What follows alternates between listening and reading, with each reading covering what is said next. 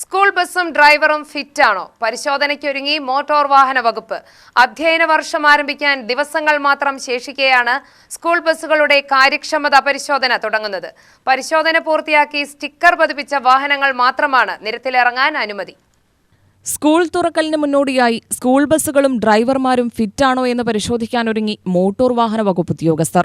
പുതിയ അധ്യയന വർഷാരംഭത്തോടനുബന്ധിച്ച് വിദ്യാർത്ഥികളുടെ സുരക്ഷ ഉറപ്പാക്കാൻ എല്ലാ വിദ്യാഭ്യാസ സ്ഥാപനങ്ങളുടെയും സ്കൂൾ ബസുകളുടെ ഫിറ്റ്നസ് പരിശോധന താലൂക്ക് അടിസ്ഥാനത്തിൽ നടക്കും. ഈ ആഴ്ചയിലും അടുത്തയാഴ്ചയിലുമാണ് സ്കൂൾ ബസുകളുടെ ഫിറ്റ്നസ് പരിശോധന നടക്കുക.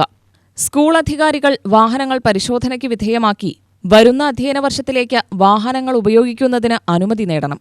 അനുമതിയില്ലാത്ത വാഹനങ്ങൾ ഉപയോഗിക്കാൻ പാടില്ലെന്നാണ് മോട്ടോർ വാഹന വകുപ്പിന്റെ അറിയിപ്പ്. പരിശോധനയിൽ സ്കൂൾ വാഹനങ്ങളിലെ ക്യാമറയും GPS-ഉം വേഗനിയന്ത്രണ സംവിധാനവും പ്രവർത്തിക്കുന്നുണ്ടെന്ന് ഉറപ്പുവരുത്തും.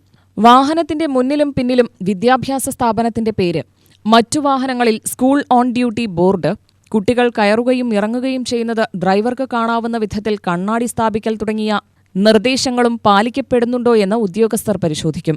ഫിറ്റ്നസ് പരിശോധനയ്ക്ക് പുറമെ ടയറുകൾ, വൈപ്പർ, എമർജൻസി വാതിലുകളുടെ പൂട്ട്, ഷട്ടറുകൾ തുടങ്ങിയവയും പരിശോധിക്കും. ഡ്രൈവർമാർക്കും മറ്റു ബസ് ജീവനക്കാർക്കും ക്ലാസുകളും നൽകും.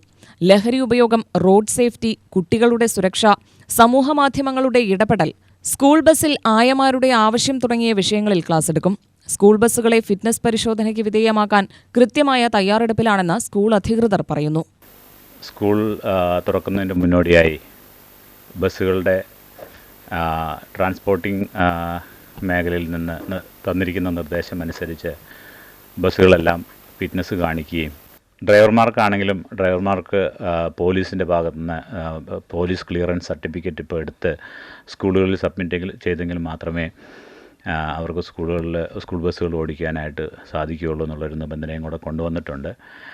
അതുപോലെ തന്നെ RTOയുടെ ഭാഗത്തുനിന്ന് ഈ ആഴ്ചയും അടുത്ത ആഴ്ചയും കൊണ്ട് ബസ്സുകളെല്ലാം ഈ പറയുന്ന മാനദണ്ഡങ്ങളെല്ലാം പാലിച്ചുകൊണ്ട് ഫിറ്റ്നസ് എടുക്കണം. ആ ഫിറ്റ്നസ് എടുത്ത് വേണം സ്കൂൾ തുറക്കുമ്പോഴത്തേനും കാര്യങ്ങൾ ചെയ്യുക. അതിന് മുന്നോടിയായിട്ട് ഡ്രൈവർമാർക്കും സ്കൂൾ മാനേജ്മെൻറ്റിനും സ്കൂൾ അധികൃതർക്കും ഉള്ള ക്ലാസ്സുകളും RTOയുടെ ഭാഗത്തുനിന്ന് നടക്കുന്നുണ്ട്. അതും ഈ വരും ദിവസങ്ങളിൽ നടക്കാൻ പോകുന്നു. ഈ ആഴ്ച വ്യാഴാഴ്ച ചിറ്റൂർ മേഖലയിലുള്ള നെന്മാറ മേഖലയിലുള്ള ചിറ്റൂർ RTOയുടെ കീഴിൽ നെന്മാറ മേഖലയിലുള്ള സ്കൂളുകളുടെ മീറ്റിംഗ് നടക്കുന്നുണ്ട്. UTV news, Palakkad.